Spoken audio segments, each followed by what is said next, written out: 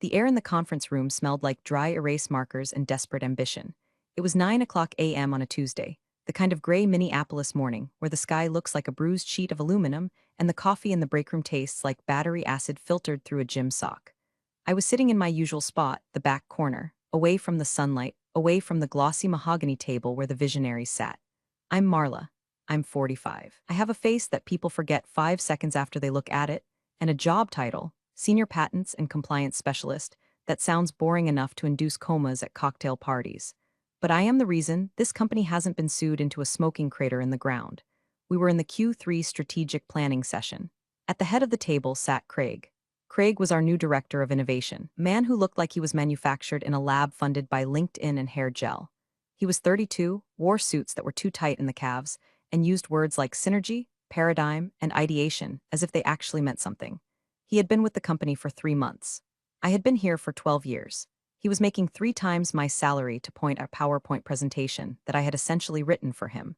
We are looking at a quantum leap in revenue, Craig announced, slapping the whiteboard with the back of his hand. He had the energy of a golden retriever that had just ingested a bag of espresso beans. With the rollout of the Gemini X module, our partnership with Titan Corp is going to scale vertically. We're talking about a $400 million valuation shift, people. This is the big leagues, and the IP is fully locked down. That's when my left eye twitched, just a little. A microspasm of professional annoyance. I cleared my throat. It was a dry, quiet sound, but in the acoustic vacuum of the boardroom, it sounded like a gunshot. Craig, I said, keeping my voice level, just a point of clarification on the IP lockdown. Craig stopped mid-gesture. He looked at me like I was a printer that had just jammed. Marla, we're in a flow state here. Can we park the details in the lot? It's not a detail, I said, adjusting my glasses. You listed the Gemini X neural architecture as wholly owned proprietary assets. But the underlying optimization algorithm, Patent 4312, has a pending flag in the internal audit system. It's not fully assigned to the legacy ledger yet. The room went quiet. The CEO, a man named Robert who had the backbone of a chocolate eclair left on a dashboard in July, looked up from his phone. Marla, Craig sighed, a sound of exaggerated patience. You've been over this? Legal said we're good. Titan Corp is ready to sign. Stop trying to find problems where there are only solutions. You're killing the vibe. I'm not trying to kill the vibe, Craig. I'm trying to keep us from committing contract fraud. Patent 4312 is the structural load-bearing wall of that entire deal. If the assignment chain isn't clean, Titan Corp can freeze the contract. Craig laughed. It was a bark of a laugh, sharp and dismissive. He looked around the table, inviting the others to join in. A few of the junior VPs chuckled nervously, eager to align themselves with the new alpha dog. This is exactly what I'm talking about, Craig said, turning his back to me. Old school thinking, obstructionist. We are a rocket ship, Marla. You're trying to check the tire pressure while we're breaking the atmosphere. I felt the heat rise up my neck, not shame. Anger, the cold, hard anger of a person who knows exactly how the machine works being lectured by a child who just likes pushing the buttons. By the way, if you're enjoying watching a corporate train wreck in slow motion, do me a small favor and hit subscribe. It helps the algorithm find more people who hate their bosses as much as I do. I'm telling this story here because HR certainly isn't going to listen to it, and I need witnesses. Thanks. The meeting dragged on for another hour. I didn't speak again, I just took notes. Detailed, timestamped notes. I wrote down every promise Craig made, every risk he waved away, every regulation he called optional guidance. At the end of the meeting, as people were shuffling their papers and checking their smartwatches, Craig clapped his hands. One last thing, housekeeping. He turned his gaze directly to me. There was a glint in his eye, a malicious little sparkle. He wasn't just annoyed by my interruption earlier. He was offended by my existence. I was a relic of the old regime, a speed bump on his highway to the C-suite. We've been reviewing the discretionary budget for the end-of-year bonuses, Craig said, his voice loud enough to carry into the hallway. And we've decided to pivot our compensation strategy to reward growth mindsets. Unfortunately, Marla, based on your performance today and the general attitude, resistance you've displayed this quarter, I'm canceling your annual raise. And the bonus, that's off the table too. The silence that followed was different from the earlier silence. This wasn't awkward, it was horrified. Publicly stripping a senior employee of their bonus in front of the entire executive team, it was a power move so aggressive it bordered on sociopathic. We need team players, Craig continued, smiling a smile that didn't reach his dead, shark-like eyes. Not anchors. Maybe this will motivate you to get on board with the vision. Robert, the CEO, didn't say a word. He just looked down at his notepad, tracing a circle over and over again with his pen. I felt the blood drain from my face. My hands, resting on my notebook, went numb. 12 years. I had missed my niece's baptism for this company. I had worked through the flu, through my divorce, through the death of my mother, making sure their patents were filed. Their compliance audits were clean, their asses were covered. And this man, this tailored suit filled with sawdust and arrogance, was stripping it all away because I dared to correct him on a filing error. I didn't cry. I didn't scream. I didn't flip the table. That's what they expected. They expected the emotional woman reaction. They expected me to break. Instead, I stood up. I capped my pen with a decisive click. I gathered my notebook and my tablet. Understood, I said. My voice was steady, terrifyingly steady. Craig blinked. He seemed disappointed he didn't get a tearful scene. Good, glad we're clear. Crystal, I said. I walked out of the conference room, my heels clicking a rhythmic beat on the gray industrial carpet. Click, click, click. It sounded like a countdown. They thought they had broken me. They thought they had put the office Karen in her place. They laughed as the door closed. I could hear them. What they didn't know, what Craig in his infinite arrogance hadn't bothered to check, and what Robert was too checked out to remember, was the specific history of Patent 4312. Craig was right about one thing. It was the backbone of the $400 million deal. But he was wrong about who owned it. He thought it was a company asset. I knew for a fact it wasn't, because I wrote it. And I knew exactly where the bodies were buried because I was the one holding the shovel. My cubicle was in the compliance annex, which is corporate speak for the dark corner near the server room, where we put the people who actually do work. It hummed with the white noise of cooling fans and the faint, ozone smell of overheating electronics. I liked it here. It was far away from the glass-walled offices where people like Craig touched base and circled back. Here, reality existed. I sat down in my ergonomic chair, one I paid for myself because the company-issued ones were designed to slowly dismantle the human spine, and placed my hands on the desk. My breathing was shallow. My heart was hammering against my ribs like a trapped bird. But my mind was cooling down, freezing over into a block of absolute clarity. Attitude, he had said, resistance. I opened my drawer. It was organized with a precision that would make a surgeon weep. Post-it notes color-coded by urgency. A spreadsheet of filing deadlines that I maintained manually because the automated system was prone to glitching. And there, in the back, tucked inside a plain manila folder labeled Miscellaneous Legacy, was the file. I didn't open it immediately. I just rested my finger on the tab. Let me explain something about patent law. It is boring. It is incredibly soul-crushing boring. It is a world of minutiae, of semicolons that change the fate of millions of dollars, of filing dates stamped to the millisecond. It is a world where close enough is legally synonymous with complete failure. Men like Craig think big. They think in broad strokes. They think the details will sort themselves out. They think that because they are the directors of innovation, the universe will bend to their will. But the universe doesn't care about your job title. The universe cares about paperwork. I pulled up the digital record for Patent 4312 on my dual monitors. The system lagged, the spinning wheel of death mocking me for a moment before the file popped up. Title: Adaptive Neural Network Optimization for High-Load Logistics. Inventor: Marla Jensen. Assignee: pending. There it was. The word that was going to cost them everything. Pending. I closed my eyes and let the memory wash over me. It was 4 years ago. I was going through my divorce. My ex-husband, a man who thought fidelity was a suggestion rather than a vow, had left me with a mountain of debt and a house I couldn't afford. I threw myself into work to keep from drowning. I spent nights, weekends, holidays in this office. The company was struggling then. They needed a fix for the latency issues in their AI model. The engineering team was stumped. The visionaries were panicked. So I did what I do. I fixed it. I wasn't an engineer by trade, but I knew the logic. I knew the compliance structures. I wrote the algorithm myself at 3:00 a.m. on a Saturday, fueled by stale vending machine coffee and the kind of insomnia that comes from staring at an empty side of the bed. I filed the provisional patent application myself. I listed myself as the inventor because, technically, I was. The standard procedure was for legal to send me an assignment of rights form within 3 months. I would sign it, transferring ownership to the company in exchange for, well, usually nothing. Maybe a generic thank you card and a $50 gift card to Applebee's. But 4 years ago, the legal department was in chaos. The old general counsel had been fired for embezzlement. Files were lost. Emails were deleted. The assignment of rights form for Patent 4312 never came. I remembered waiting for it. I remembered checking my inbox every day for 2 weeks. And then I remembered the day I stopped checking. I remembered thinking it's their job to secure their assets. I'm just the compliance lady. If they had treated me well, if they had given me the respect, the pay, the acknowledgement I deserved, I would have walked into Robert's office years ago and said, "Hey, we missed a signature here." I would have fixed it because that's what I did. I fixed things. But today, Craig had stood in front of the entire leadership team and told me I wasn't a team player. He had taken food off my table. He had mocked my dedication. I looked at the screen.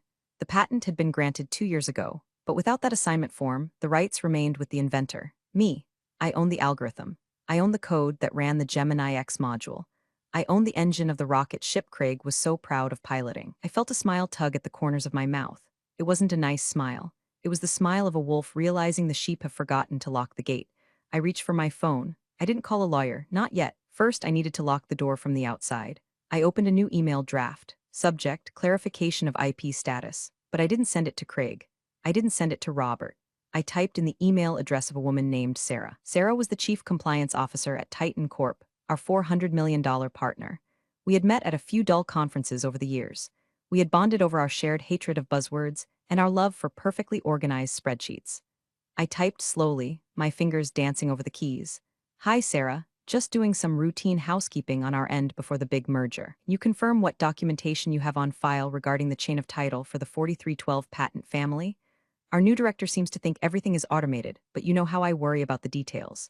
Best, Marla. It was innocent. It was helpful. It was the kind of email a diligent, boring compliance specialist sends, but to a woman like Sarah, it was a fire alarm. It was a subtle, coded message that said, check your records. Something is wrong. Hit send? Then I minimized the window, opened my spreadsheet of daily tasks, and went back to work. I had audits to file. I had compliance checks to run. I was going to be the perfect employee. I was going to be exactly what Craig wanted, quiet, invisible, and efficient. While I worked, I imagined the email traveling through the fiber optic cables, bouncing off satellites, landing in a server in Chicago. I imagined the invisible thread tightening around Craig's neck. He wanted a paradigm shift? I was about to give him one. At noon, while the rest of the office filtered out to grab overpriced salads or hit the gym to burn off their corporate angst, I stayed at my desk. I unwrapped a turkey sandwich I'd brought from home, dry bread, efficient protein, and dialed a number I hadn't called in 6 months. U.S. Patent and Trademark Office, this is Arthur, a gravelly voice answered.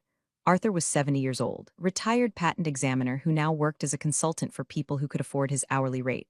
Or, in my case, for people who brought him homemade scotcheroos every Christmas for a decade.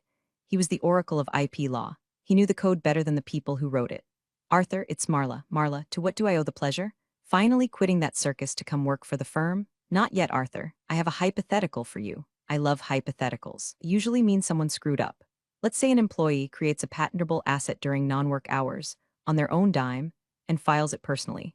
Let's say the company lists the asset in a commercial contract, but never executes a formal assignment of rights.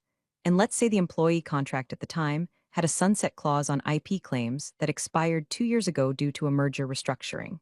There was a silence on the line. I could hear Arthur taking a drag of a cigarette. He was one of the few people left who smoked indoors, probable fines be damned.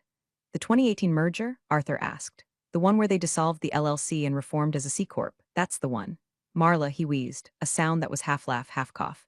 If they didn't get that assignment signed before the entity dissolution, that IP doesn't belong to the new C-Corp. It belongs to the phantom of the old LLC. And since the LLC is dead, it defaults to the creator. Is it watertight? I asked, staring at a stain on my cubicle wall. Watertight? It's a bank vault, kid. Without that signature, they are selling a car they don't have the title to. If they try to execute a deal based on that IP, it's fraud, straight up. Why do you ask? Just checking the tire pressure, I said, using Craig's words. Thanks, Arthur. Give him hell, Marla. I hung up, confirmation. The weapon was loaded. 10 minutes later, my desk phone blinked. It was Sarah from Titan Corp. I put on my headset and adjusted my voice. I needed to sound helpful, slightly confused, and utterly non-threatening. Marla, hey, I got your email, Sarah said. She sounded tense. Good. I'm looking at the diligence room data room right now. You're asking about patent 4312? Right, I said, typing loudly on my keyboard to simulate casual busyness. Craig is our new innovation guy, very high energy. He mentioned that the Gemini X rollout is totally dependent on it. I just wanted to make sure the cross-reference numbers matched your records. Our legal drive is a bit of a mess since the migration. Marla, I'm looking at the file, Sarah said slowly. I see the patent grant. I see the technical specs. But the chain of title folder is empty. Oh, I said, that's odd. Maybe it was misfiled. I'm checking the USPTO public database right now, Sarah said.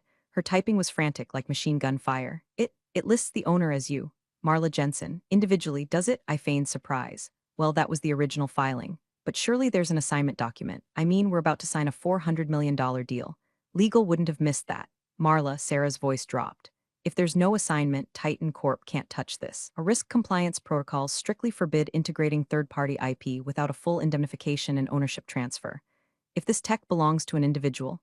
My God, does your director know? Craig, oh, he's very confident, I said. He told me explicitly today not to worry about the details. He said the IP is locked down. He's lying, Sarah said flatly, or he's an idiot. He's very, Visionary, I offered. I need to flag this, Sarah said. I have to put a hold on the payment schedule until this is cleared up. Marla, if this isn't resolved, the board is going to flay us alive for due diligence failure. I understand, Sarah. You have to do your job, just like I have to do mine. I'm sending a formal request for information to your general counsel, and I'm copying your CEO. Sounds like the right move. Good luck, Sarah. I hung up the phone. I took a sip of my lukewarm water. The fuse was lit. It would take a few hours for the request for information to work its way through the bureaucratic digestive system of our company. Legal would get it, panic, and start searching. They wouldn't find anything. Then they would call Craig. I checked the time, 1:15 p.m. I opened my email and drafted a request for personal day for tomorrow. Reason, mental health/stress management.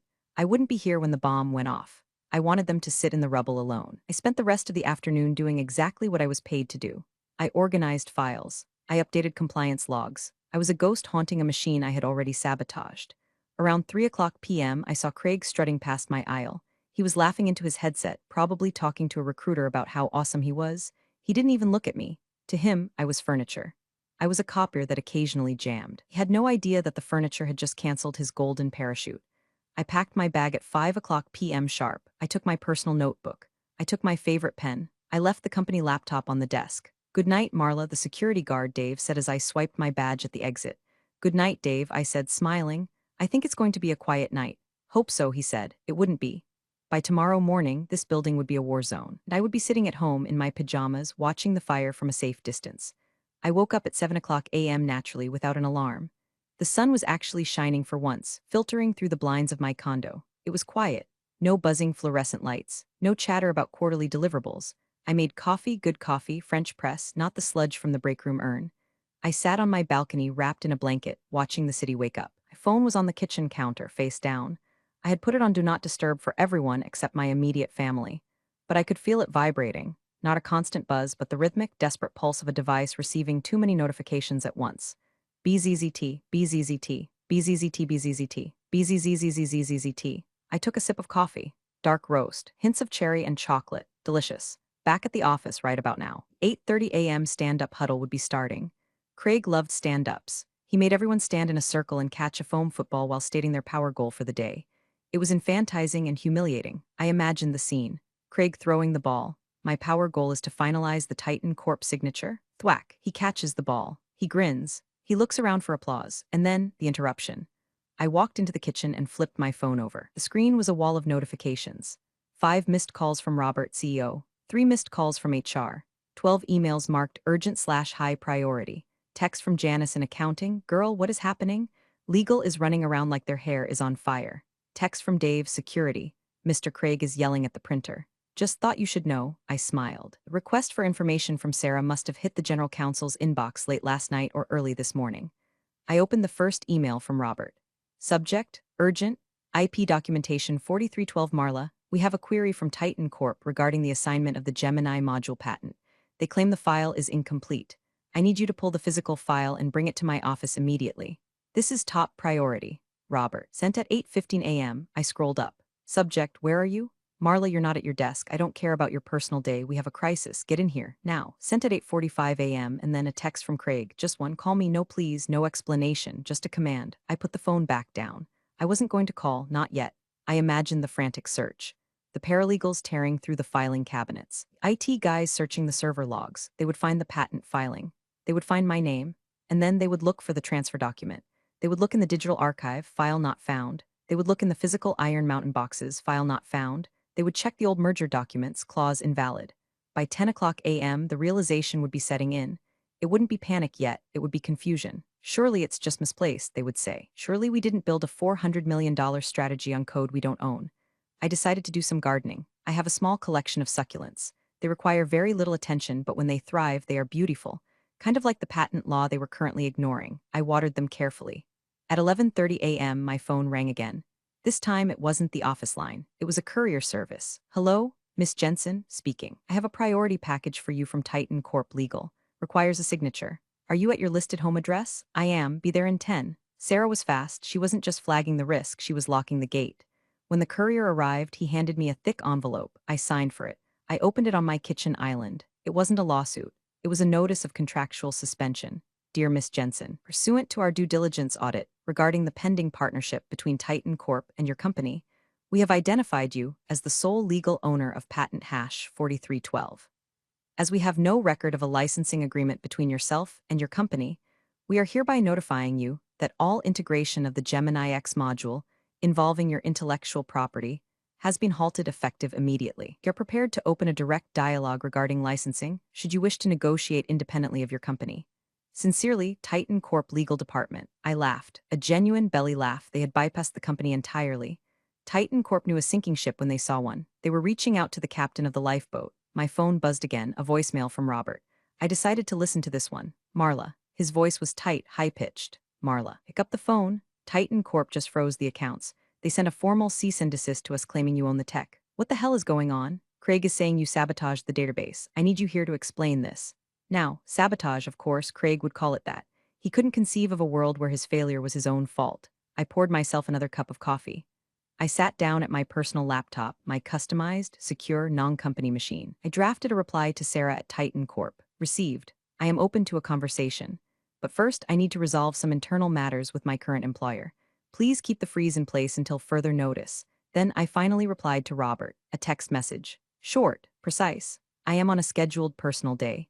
I will be in tomorrow at 9 a.m. If you would like to discuss the acquisition of my personal intellectual property, please have a meeting room prepared.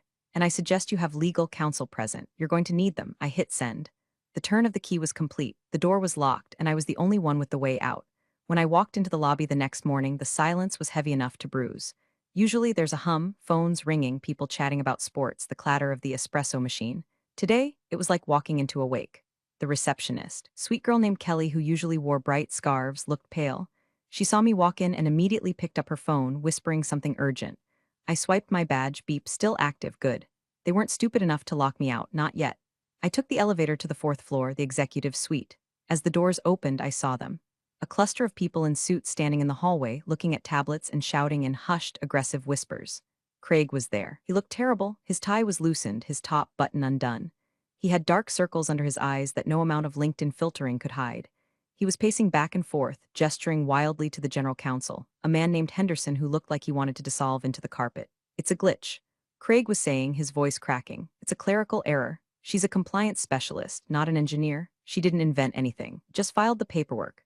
The paperwork says she's the inventor, Craig. Henderson snapped back, and the paperwork says we don't own it. Titan Corp isn't freezing payments because of a glitch.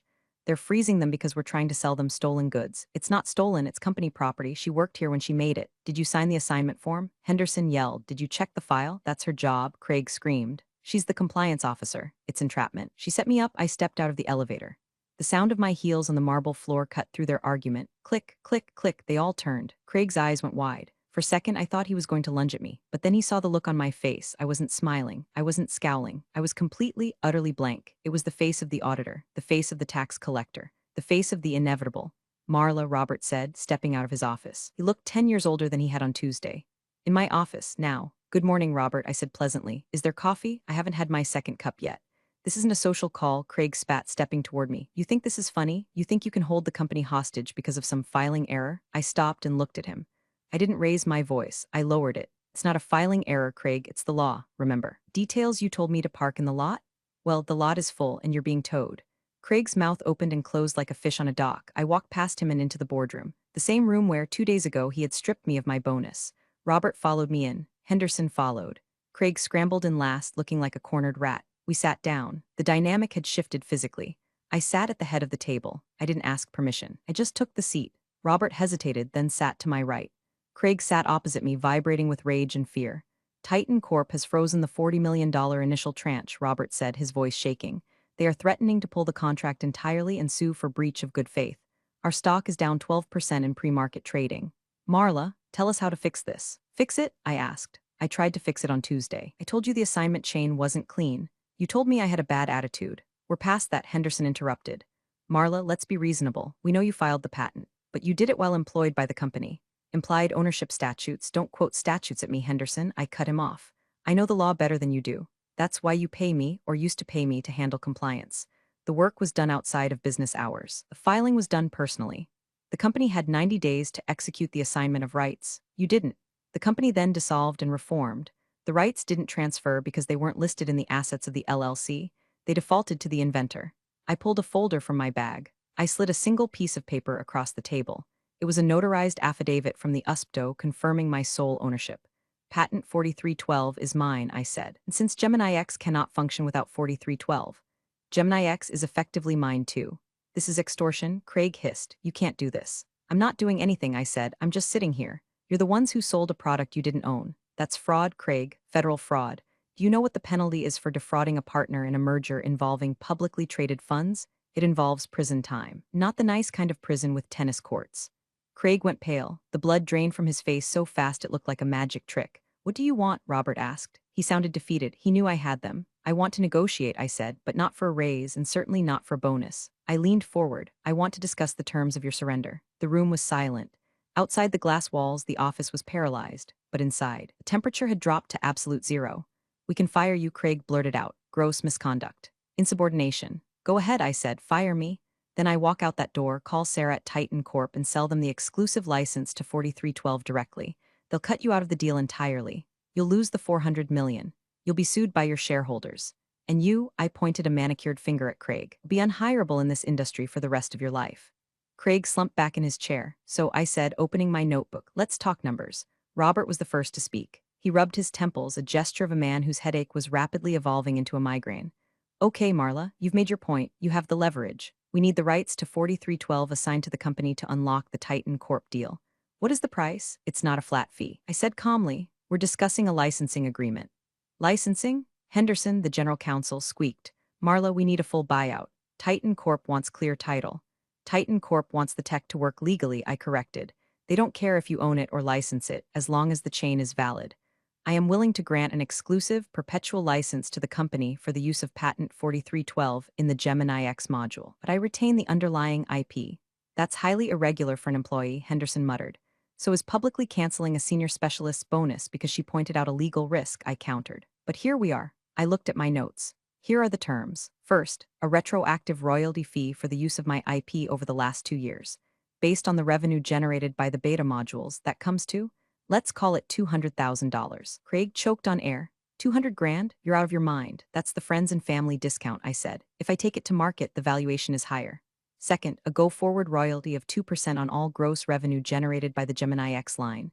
2% of gross, Robert stood up. Marla, that's millions of dollars over the life of the contract. We can't give an employee points on the package. Then don't, I said, closing my notebook. I'm happy to sell it to Titan Corp. They offered me a very generous consulting package this morning. I made to stand up. Sit down, Robert yelled. Then softer, please, sit down, I sat. Third, I continued as if nothing had happened. I want a formal written apology, signed by both of you, acknowledging that the delay in the deal was due to executive oversight and failure to heed compliance warnings. This will be filed with HR and sent to the board of directors. I'm not signing that, Craig said, his face turning red again. That's an admission of incompetence. Yes, I said, it is. I won't do it. It'll kill my career. Your career is already on life support, Craig. I'm just deciding whether or not to pull the plug. I turned to Robert. If he doesn't sign, no deal. The IP stays with me. The Titan deal dies. You explain to the shareholders why you lost $400 million to save the ego of a man who has been here for 90 days. Robert looked at Craig. The look wasn't friendly. It was the look of a man doing the math and realizing one variable was expendable. He'll sign, Robert said. Robert, Craig gasped. Shut up, Craig, Robert said. You caused this. You fix it. You sign the paper. And finally, I said, getting to the part I enjoyed the most. I want my title changed. I am no longer a senior specialist. I want to be named external consultant regarding IP strategy. I will work remotely. I will set my own hours. And I will report directly to the board, not to the director of innovation. You want to be a consultant? Henderson asked. While still employed, no, I said. I'm resigning. Today. The license agreement will be between the company and my new LLC, Jensen IP Solutions. It will be my first client. The retainer will be equal to my current salary, plus the royalties. The room was silent again. They were processing it. I was quitting, but they couldn't get rid of me. I was firing them as bosses and rehiring them as customers. If we agree to this, Henderson said slowly, you sign the license immediately? We can send it to Titan Corp by noon? The moment the wire transfer for the back pay hits my account and the apology is signed, I said, yes. Robert slumped in his chair. He looked at the whiteboard where Craig's growth strategy was still drawn in red marker. It looked childish now.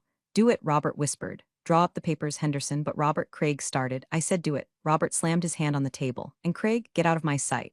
Craig stood up. He looked at me. There was hatred in his eyes, but underneath it there was fear. He knew he had lost. He picked up his notepad and walked out of the room. He didn't strut this time, he shuffled. I stayed seated. I'll wait here while you draft the agreement, I said to Henderson, and make sure you use the standard template. I'd hate to have to correct your work again.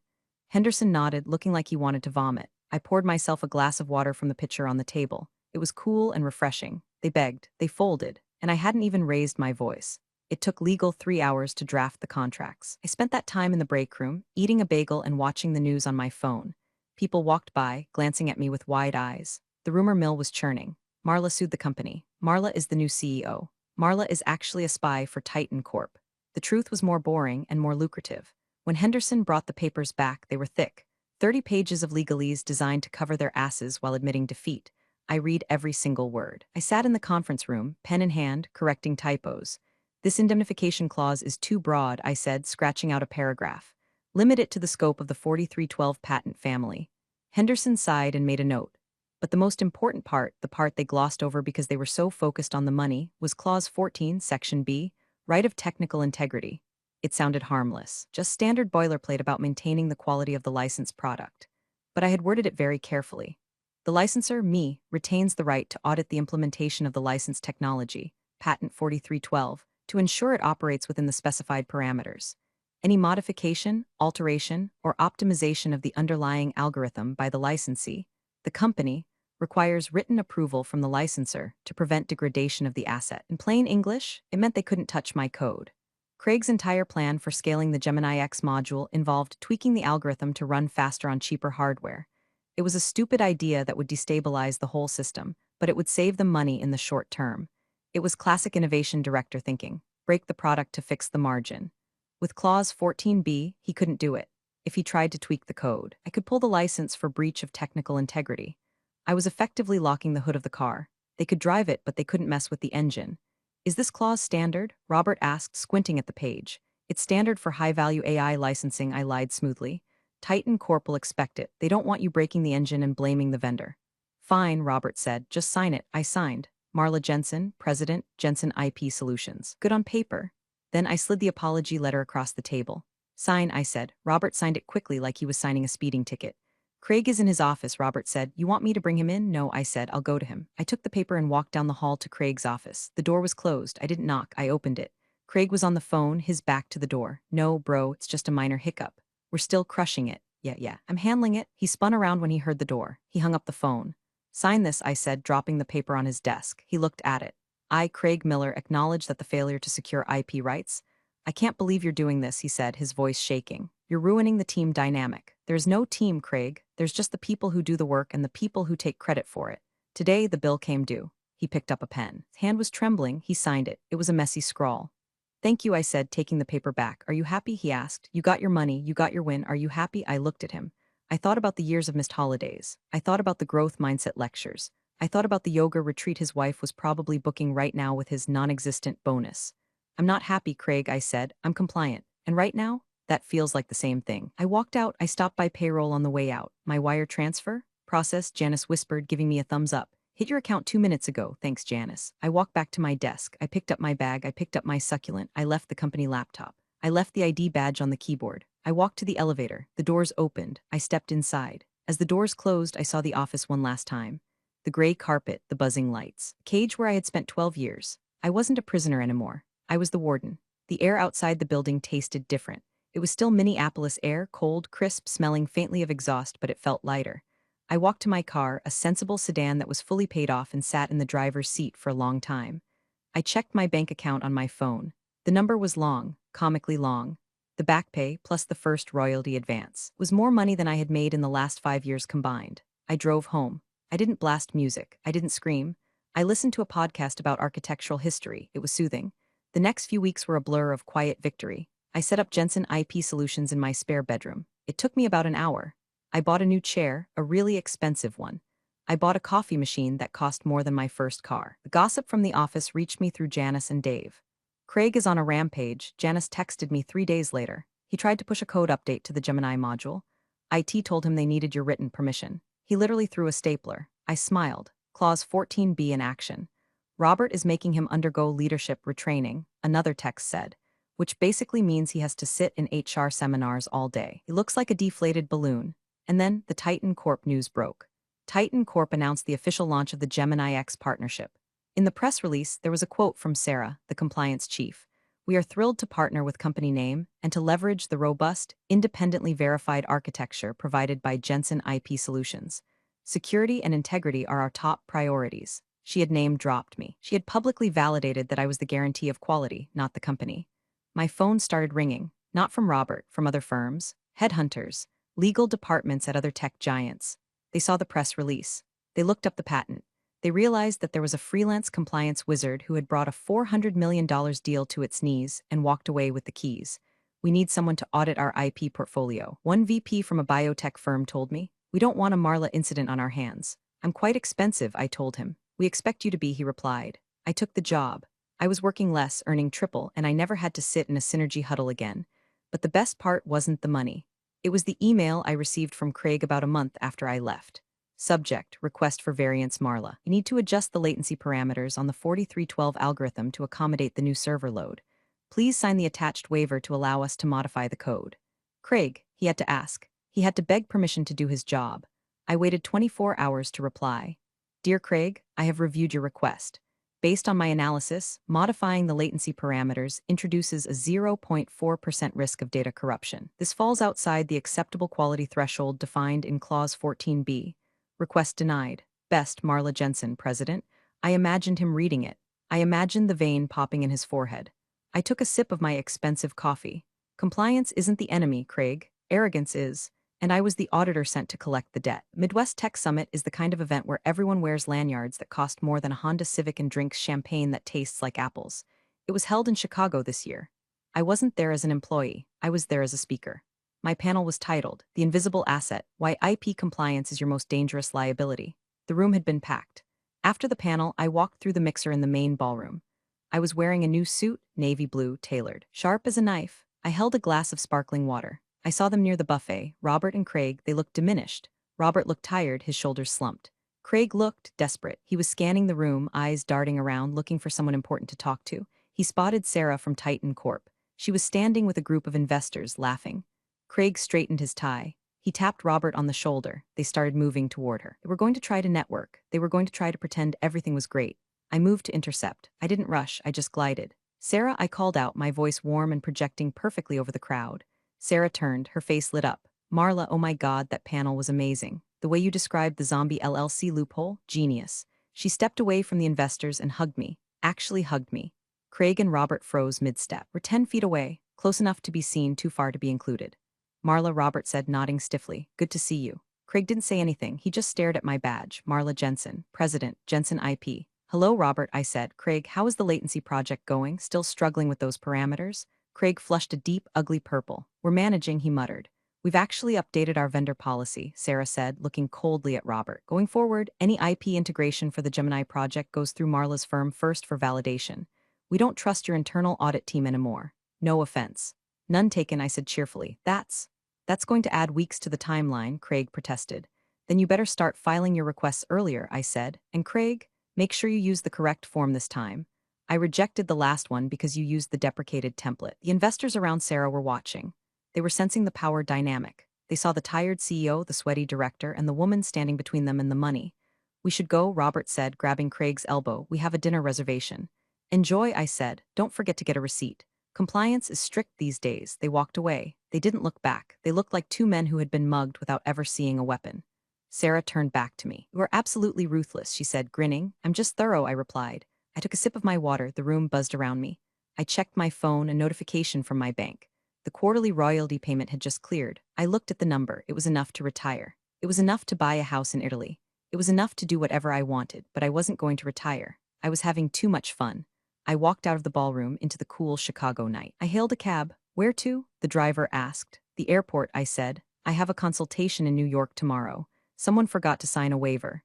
I leaned back in the seat and watched the city lights blur past. Craig was right about one thing. It was a paradigm shift. He just didn't realize he was the one being shifted out.